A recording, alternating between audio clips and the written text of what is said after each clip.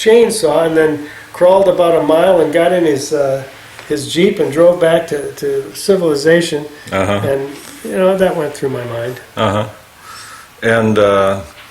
And so you got out of the plane, and then what happened?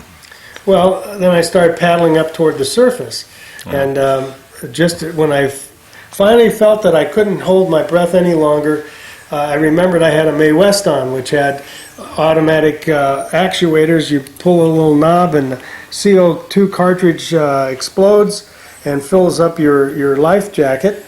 And fortunately, I didn't remember that right away, or I might have exploded my lungs because I was breathing oxygen all the way down, but I had none coming up.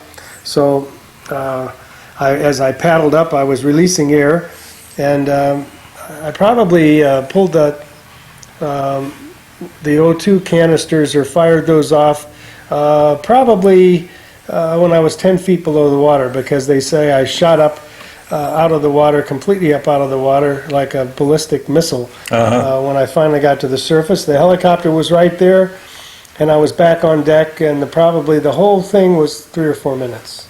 Wow. Where was the aircraft carrier in the meantime? It was... I mean, it couldn't stop that quickly, right? No, they can't stop that soon. And actually, they turned the wrong way. They should turn into the aircraft that's in the water so that the propellers go in a different direction. But they didn't do that. They turned the wrong way, and I actually saw one of the propellers go by me as I was paddling my way up to the surface. But the helicopter got me right back up on deck, and I was flying 2 days later. So the Navy team was right there to to fly. The helicopter's flying anytime there's flight operations, anytime there's aircraft in the air, the helicopter is flying in a position behind the carrier so that it can save, in exactly the way it happened to me. Yeah. So, I mean, after this incident, I mean, you weren't, did you break any bones, or? No, I had 2 stitches in my chin, and I think I had 2 stitches on one elbow, and that was the extent of it. Well,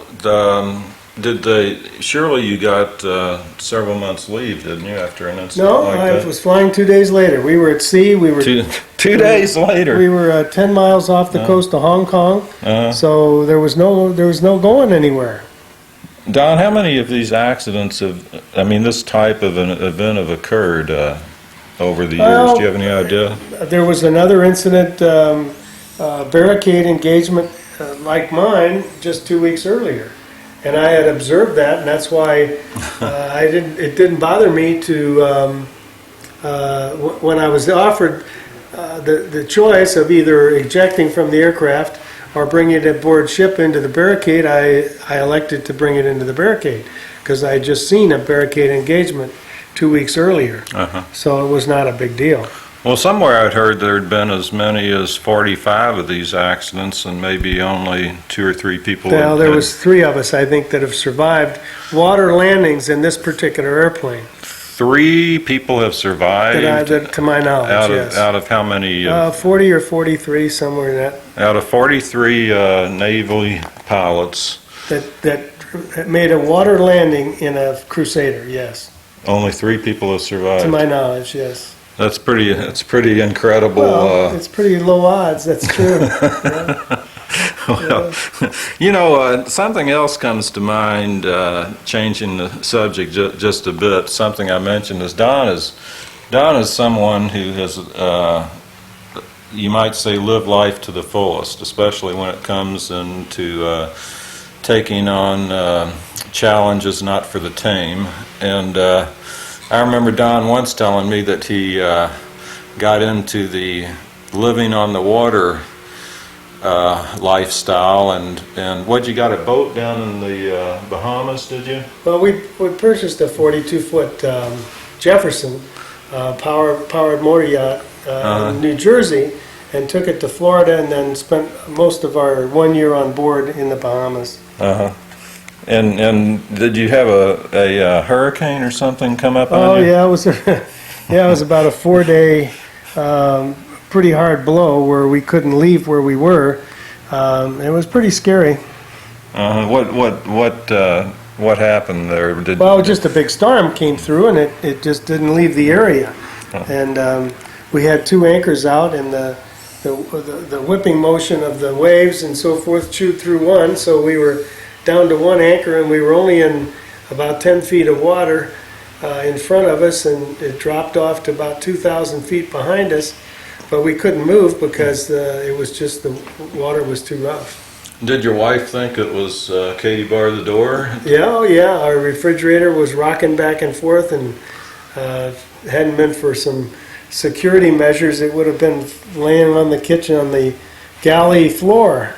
Did you consider leaving your boat? Yes, we did. The Coast Guard said they couldn't get a helicopter into us. They'd have to come in with a smaller boat, and because their larger rescue boats couldn't even get to us because it was too shallow.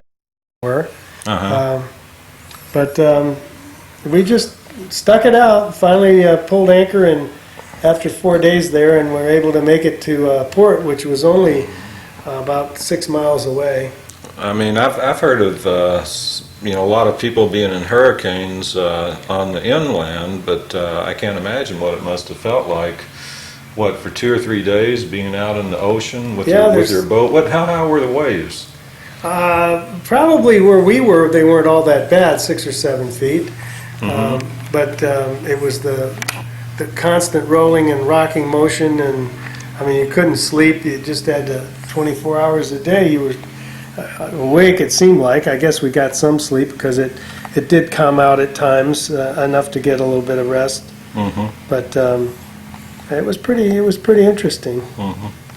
Just recently, I had the pleasure of meeting one of Don's friends, another aviator, who happens to be 84 years old and is still out flying just about every day, it seems like. And Don never lets up. He's been up in his powered paraglider just this past winter down in central Mexico, mostly, I think, 153 times, did you say you've been? I had 163 flights, I think. 163 flights. Over the winter, Over the winter down in central Mexico. It's kind of a peculiar thing to think that someone as sophisticated and knowledgeable and skillful to fly a Navy fighter jet for his recreation would be flying around with a little motor strapped on his back and a parachute over his head. He doesn't have any wheels on the ground. Don just runs along the ground and up into the air. And it seems like hardly a day goes by when he's not up in the air with the birds. I was just wondering, after a life of aviation, do you have any advice for younger people who might be thinking of going into aviation? Well, sure, go for it if you enjoy it, you want to do it. Possibly the Air Force or the Navy? Well, that's the way I got my training, yes, and it's...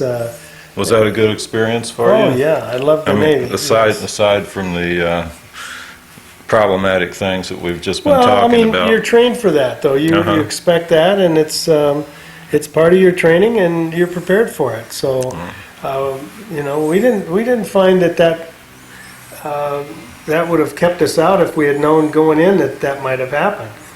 Because those things can happen, and you just mentally prepared for them.